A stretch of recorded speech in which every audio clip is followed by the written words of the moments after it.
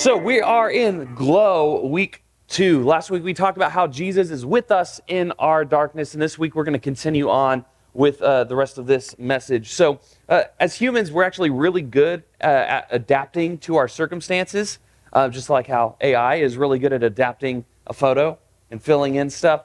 Actually, we are really good at adapting to our situations. I think God made us that way to be able to survive better. For instance, in a dark room, if you're in there long enough, you guys notice how you can start to see better the longer you're in there, because your pupils expand and you soak up more light, and it's almost like your eyes get better night vision the longer you're in a dark room, because our eyes are designed that way. God created us to be able to, as we sit in a dark room, the longer we're there, the more easily we're able to see. This has never been more evident in my own life than when I have a baby in a crying room, and I have to go in there after being in a bright room, and I'm like trying to follow the sound of their cries to find them in their crib, and I'm stumbling around, and they're like looking at me the whole time, like, just pick me up. It's because they've been adjusted to the dark, and I've not been. And so it just happened last night. Asher woke up crying, and I'm walking in there, and I hear him crying, and I'm like fumbling around trying to follow the sound of the cry. And it always happens where I go to like pick him up, and I go and like smack him in the face. I'm like, oh, sorry. You know, it happens because my eyes aren't adjusted yet, right? But it's kind of cool how our eyes do that. We're pretty amazing at adapting to new settings and new situations where we otherwise wouldn't have been able to do it. So, case in point, when it comes to your need to be able to know where you're going, when my parents were your age, even when I was your age, probably my sense of direction was better than yours is now. Not because I'm smarter, but because I didn't have a phone to rely on, right? You guys have that tool, so you don't need to memorize where you're at as much. So my question for you is this: how far do you think you could confidently travel without a map or a cell phone? Yeah? Southport and back, okay? Just the one route, or could you take multiple routes and find your way there and then come back? The one route, okay. Sarah? Here and back, okay. Cincinnati, you know your way to Cincinnati? Okay. 2 hours tops. Yeah. Florida, you can make it to Florida and back. It's true. Yeah. I can get my way, my hometown is Joplin, so it's 8 hours southwest from here. And I get on the interstate, and I can make it to St. Louis, and then I have to turn on the GPS to figure out which exchange I get off on. It's always by Busch Stadium. But once I get in the right lane, and I'm good. Like, I did it without the GPS last time. Proud of myself. 30-year-old man finally traveled to my home without the GPS going through St. Louis. But then after that, then it's just the same interstate both ways, like all the way back. So it's one of those things you don't really need to know until you need to know. And then can you do it if you don't have the tools that you're accustomed to? Yeah, how are you going to adapt, right? You might be surprised when you consider how far you can go. If you were thrown in a situation, you might be surprised actually how close you could get. Because when we need something, when we need to be able to adapt, when we need to be able to do something, we can, most of the time, figure out our way to do it. Our brain remembers more than we actually realize. It's kind of why whenever you're waking up in the middle of the night because you got to go to the bathroom and it's dark, you can kind of like keep your eyes closed and find your way to the bathroom because you know your environment. Your brain just intuitively knows how to get you to the toilet from your bed without tripping on things, unless you leave your toys out, and then you're going to trip over them anyway. But right, directionally, you know where to go. You can go without bumping into things.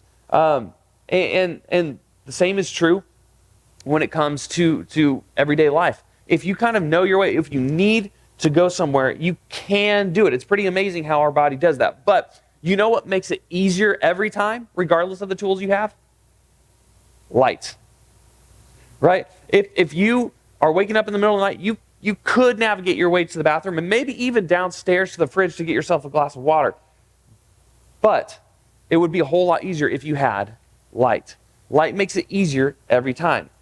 Right? I have these little puck lights all over my house that I just plug in, and it senses, like it has a sensor on it. If it's dark, it turns on. Right? So at night, I can see down the hallway. I can hopefully see any Legos that were left out, and I don't step on them. Usually we're good at picking those up before bed, but the night light helps immensely. you should take one of these with you whenever you go to a hotel and you're traveling somewhere, because when you need to get up in the middle of the night to go to the bathroom, do any of you need to do that? Is that just me? Like, okay, cool. As you age, it'll happen to you. You'll have to do it. And so it won't last all the way through the night sometimes. So you're going to need to navigate your way to the bathroom. Or if you wake up in a strange place and you're super groggy, you ever do that? You stay at a friend's house, or you like wake up somewhere, maybe you're at camp or something, and you're like, wait, where am I? And you're like, it takes your brain a minute to remember, oh yeah, I'm not home. Oh, I'm here. Where's here? And then you have to remember, oh, a nightlight's helpful to help you remember, like, oh wait, okay, I know where I'm at. Let's find our way to the bathroom. You can do this, right? Light is just helpful, right? There's nothing like having a light to help you illuminate your path when you're in the dark. So we've been talking about how Jesus is with us in our darkness. We talked about that last week. We talked about the incredible example he set the night of his arrest, crucifixion. He could have been doing anything, but instead he chose to serve his friends, serve his disciples, look after those around him, look after the people even coming after him to arrest him. He puts the ear back on the guy that Peter cut his ear off, right? It's kind of wild, right? Jesus was always looking out for us. He made it possible to illuminate the path of our lives. All along the way of his darkness, he was looking out for our darkness. Jesus is like the night light in the dark, in an unfamiliar place. We need him in our lives to be able to navigate the way we're supposed to do things. Because life isn't as easy as just pulling up an address on your phone and being like, all right, okay, go to church Sunday, okay, go, okay, be in small group, but really be intentional, okay, Monday morning, read my Bible, okay, make sure I pray, okay, should I take this class this year or that class? Okay, GPS says this way, right? What school should I go to when I graduate? Okay, my GPS is telling me I need to go this, right? We don't get step-by-step, play-by-play directions when it comes to our lives, navigating what we're supposed to do with our lives and all the decisions that we make and all the situations we're put in without our decisions. So Jesus is our light. He lights up the path for us to know which direction we should go. What's wisdom? What is the way that God has designed for us to live? Jesus is that light for us. He not only shows up in the darkness, but he is the light in the darkness. So we left off where Jesus was taking care of everybody around him in the midst of his darkest night. And today we're going to continue, because what happened was Jesus ends up dying on the cross for our sins. And at the time, his disciples had no idea what was to come next. No idea how they were going to move forward, because they had put all their hope in Jesus overthrowing the Roman Empire and them being like seated next to him in the kingdom and the earthly kingdom, and that things would turn out different than they did. Instead, Jesus is dead. So they spent their last 3 years following him, and now where do they go? They left their careers, they left their jobs, some of them left their families. What now? Right? And so this we're going to pick up in John chapter 20, and this is what happens, right?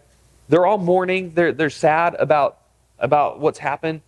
And early on the first day of the week, while it was still dark, Mary Magdalene went to the tomb and saw that the stone had been removed from the entrance. Right? And basically what happens is Jesus appears behind her and he's like, "Why are you sad?" And she begins crying and she thinks somebody stole his body, so somebody, he's gone. Do you know where they put him? And she thinks she's talking to the gardener, and Jesus calls her out by name, and she turns around and realizes it's Jesus, and she's happy, and but she couldn't see it. Now, how many of you guys, maybe you haven't been through this before, but I bet some of you have. You've gone through something so dark, so terrible, so tough, that even when there is good, even when there is light, you can't see it. You can't see it because you're just overwhelmed with darkness. Sometimes that's where we're at. That's where Mary's at. Early on the first day, while it was still dark, she hadn't seen Jesus yet. She hadn't understood the hope about what had just happened. The disciples never understood that Jesus actually had to rise from the dead. They didn't realize it was like in hindsight, we read that and we're like, well, duh, he's God. He would have to raise from the dead. But at the time, they thought it was done. They thought he died. Now what? They didn't understand. While it was still dark, and while it's still dark in your life, sometimes it's tough to see the light even when it's right in front of you. So my challenge for you today is to recognize the light. Recognize Jesus standing right in front of you. Right? Everything that the disciples had believed in that moment was turned upside down at the crucifixion. Everything they hoped, everything they expected. And even when Jesus shows up, Mary doesn't see it. And when she goes to tell the disciples, even they don't believe it right away. Right? Some of them do. Thomas is famously known as Doubting Thomas now, not because of anything else described about him in the Gospels, but just for the one moment afterwards where he's like, until I see him, I'm not going to believe it. Right? Sometimes when we're in a dark place, it is so difficult to see, but you have to understand that's not how light works. Darkness does not overcome light. It's the other way around. And this gospel account was written to tell people who Jesus was, what he did, and why he did it. Why it should matter to us. And Mary seeing Jesus raised from the dead begins to conclude this idea that John, the gospel writer of this account, had planted at the beginning of his book. As he's writing about the life of Jesus, and again, what he did, why he did, and why it matters to us today, he tells us exactly why we need to read it. In the very first verses, he says, "In the beginning was the Word, and the Word was with God, and the Word was God. He was with God in the beginning. Through him all things were made. Without him nothing was made that has been made. In him was life. And that life was what? Light. In him was life. And that life was the light of all mankind." In other words, he lights up everything for us. He makes everything clear. His light shines in the darkness, and the darkness has not overcome it.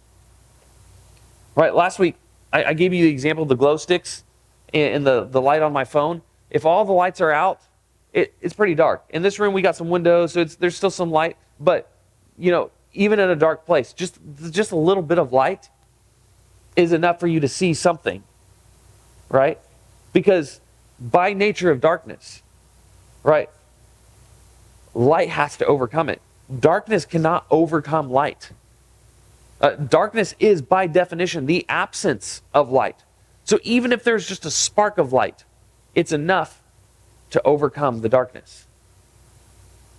When you're in your darkest moment and you feel like you can't see the light, you have to remember that's not how light and dark works. The smallest glow can illuminate the darkness, because light overcomes darkness and not the other way around. And Jesus is the light of our lives. He gives us hope. He gives us a clear picture of what's to come. He lights up the path for us. Even when we don't know exactly what decision we should make, he is with us in the decision making. Sometimes I've had to learn this in my life, sometimes God gives us multiple options, and any of them are fine, as long as we're doing it with him. Right? So sometimes we get hung up on what the decision should be, when in reality we should be thinking about who's going to be with us in the decision. Right? And that's not always the case, but a lot of times that is the case. See, Jesus is referred to at the very opening pages of John's Gospel as the Word, as light. He shines in the darkness. He overcomes the darkness. In other words, when we have him living inside of us, he overcomes anything that we go through. We are never going to have to wonder if it's going to overcome us, because that's not how light and darkness works. Right? Darkness is, by definition, the absence of light. So, Jesus is something that will not and cannot ever go out, which should give us hope. The problem is, how does that look practically in our everyday lives? What does this light overcoming the darkness actually look like? Because I know some of you, if you're in a dark place, then this is great and this feels good to hear, but how does this affect our lives? How does this practically change how we live? How does this affect how we live today? How is that any different than before we hear this message? Here's a few things I want you to hold on to. Because we can get so used to the darkness that we begin to assume we'll always be living in the darkness, even without realizing the light has been there for us the whole time. So if you want to look for the light, I want you to see this. Some common forms of darkness will likely creep into all of our lives and try to convince us that Jesus' light is not enough for us. And when that happens, I want you to remember that Jesus lights up the way in these 5 ways. He lights up the way to forgiveness, right? No matter what you've done, no matter what other people have done to you, Jesus lights up the way for forgiveness. It's a path forward when there's an impasse. When you feel like you can't move forward in your relationships because of some kind of unforgiveness, something you can't forgive, Jesus lights up a way. Forgiveness paves a way. And how do I know that? Because I've been forgiven of far more anything than anybody else has ever done to me. I've been forgiven of more than that. And Jesus' blood covers that. Jesus lights up the way to purpose, right? You can find meaning in a lot of things for a period of time. You can find purpose in your life without Jesus.